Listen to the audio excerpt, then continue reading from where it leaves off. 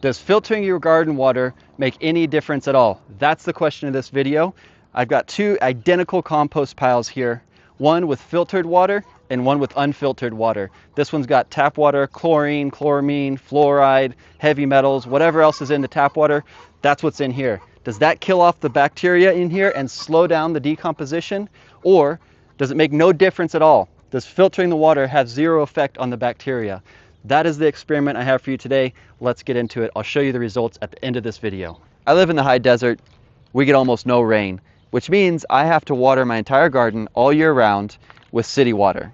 And I'm really wondering, what are the negative effects of chlorine on a garden? So I've been doing some research, and I went to, this is Colorado State's website, and they talked about a test that was done where for 126 days, they used highly chlorinated water to see how it affected the soil. And sure enough, yes, the chlorine would kill off the bacteria in the soil. But they said that as soon as they stopped watering, it says 2 days after they stopped, the soil microorganism populations reached pre-treatment levels at all depths of the soil. So they're saying basically the microorganisms bounce right back as soon as you stop watering. And they go on to say that the top ½ inch is really the only layer that was affected. The surface area in the mulch or the soil is so high that it captures all that chlorine and keeps it from seeping down into the rest of the soil. So that's all well and good, except for I'm counting on that top ½ inch of soil being my best soil. That's where the roots are going to start. That's where I'm going to start seeds. That's where everything is going to start germinating and growing. That top ½ inch is actually a critical layer. And yes, the bacteria reproduces really quickly once you stop watering, but I live in the desert and I can't stop watering. I'm gonna have to water all the time. And if I'm watering all the time, I'm constantly killing off that bacteria. I wanna do a test. This company reached out to me and said, hey, we do water filtration. If you're doing a DIY on a water filter for your sink, let us know. And I was like, I don't do water filter under my sink videos. That's not my channel. But then I had this idea, why don't I use their water filter to filter my water before I garden with it? So this company, Frizz Life, sent me a free water filter to use for this video. I got these free wood chips from a neighbor down the road. He had them all piled up in his extra lot, and I took a bunch of them, and then I found out they're eucalyptus.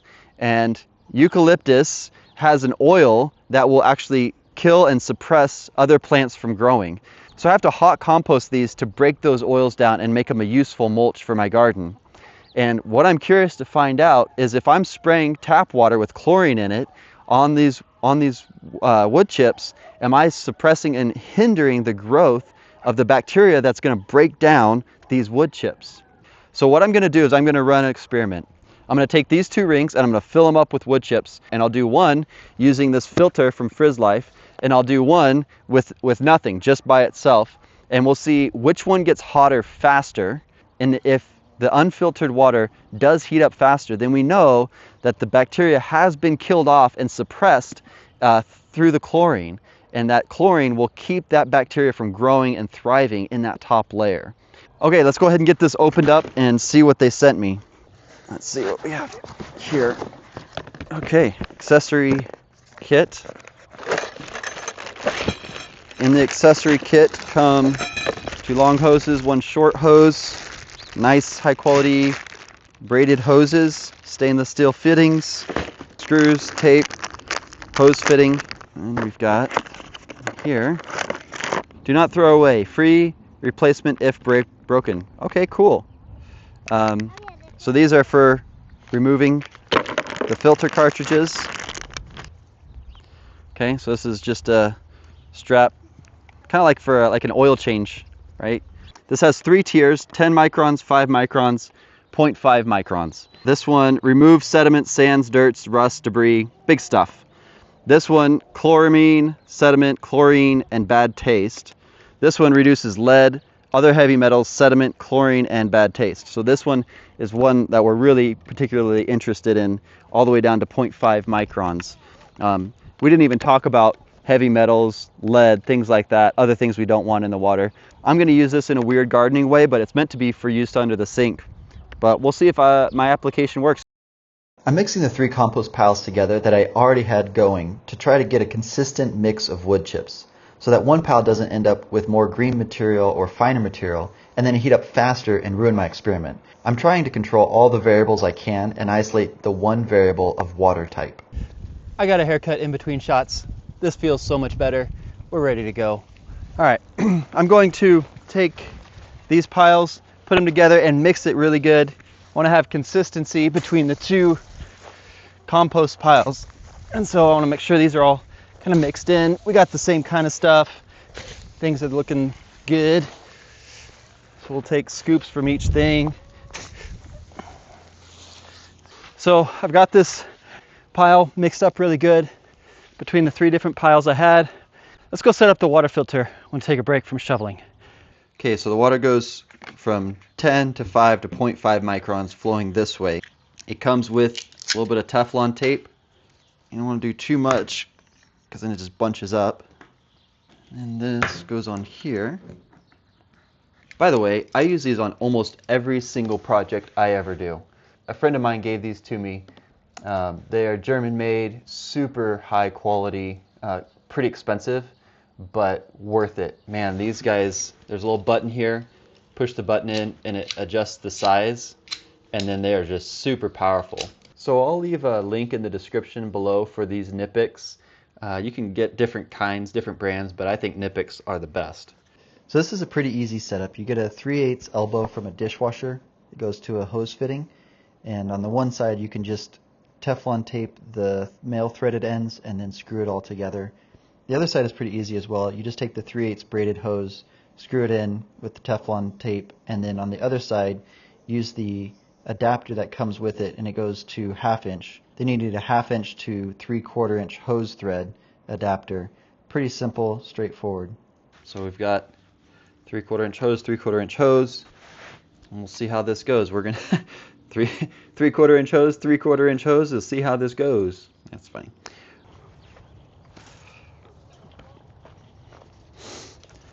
Okay, here's the setup.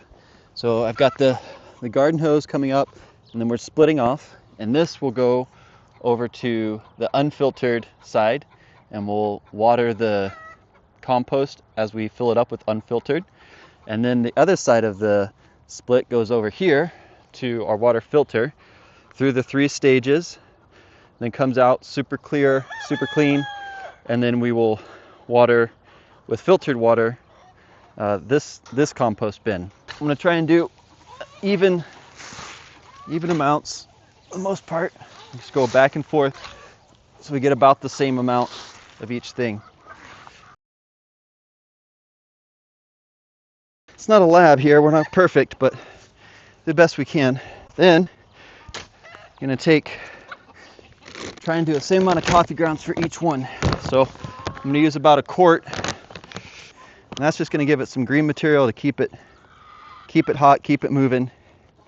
Then here's the whole point of the experiment.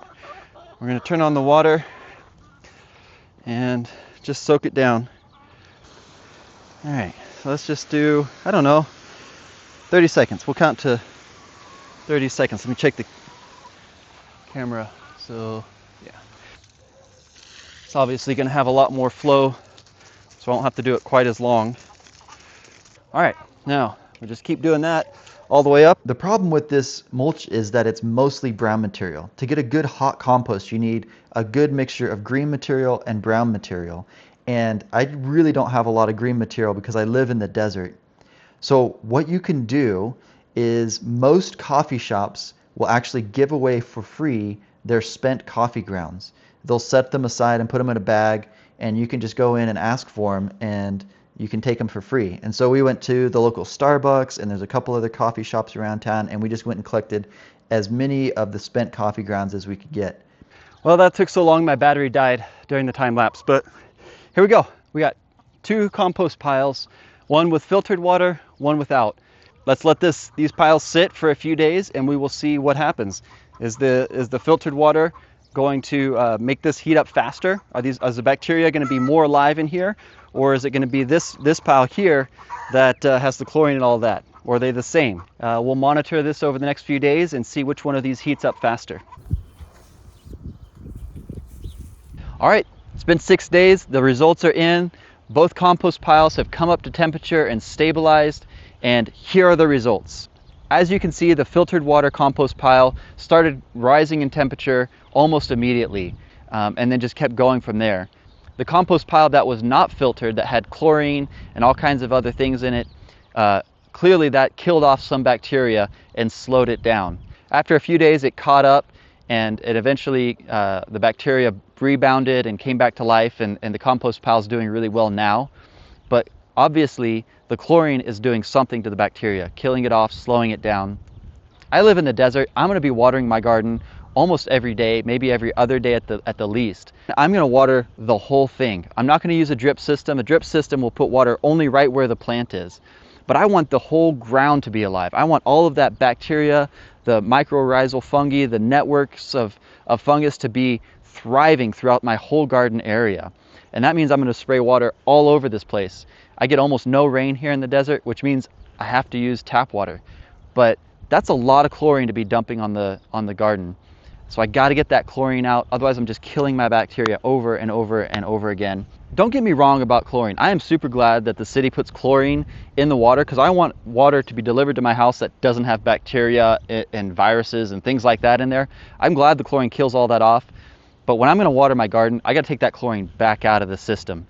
Otherwise I'm killing off beneficial bacteria.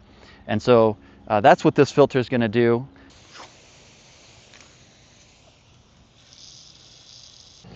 All right, I realized two things. One, the water filter flow rate is so low that I'd have to do about 5 or 6 different systems in order to get enough flow rate through a sprinkler system to water that whole garden. So I really need a higher flow rate filter for the garden. And the second thing I realized is, if the chlorine has that big of an effect on the bacteria, what about the bacteria in my stomach when I'm drinking all that chlorine every single day? I have a filter on my fridge, but it's not a very good filter. So I decided I'm going to go ahead and install this filter on my water system for my fridge. I'm not going to go into all the installation details in this video. I'll make a follow-up video with those details in case you're considering installing the system at your house. But just know that it's super easy. Once you have the right adapters from the store, it takes less than 30 minutes to install. If you're interested in this filter, check the description below for my affiliate link. Using that link really helps out my channel, so thank you. I've got a lot of projects planned for this garden I'm really excited about. I'm going to be putting in a pond. I'm going to be putting in a watering system. I have a run going around the garden that will keep the chickens out of the garden, but allow them to pick off bugs as bugs try to cross over that barrier and come into my garden. We're going to be planting all kinds of things, tomatoes and potatoes. We're going to do flowers. We got a lot of plans for our garden this year, so stay tuned. Subscribe if you want to follow along. If you want to see kind of my overview video of how my garden is coming together, just click on the link right here.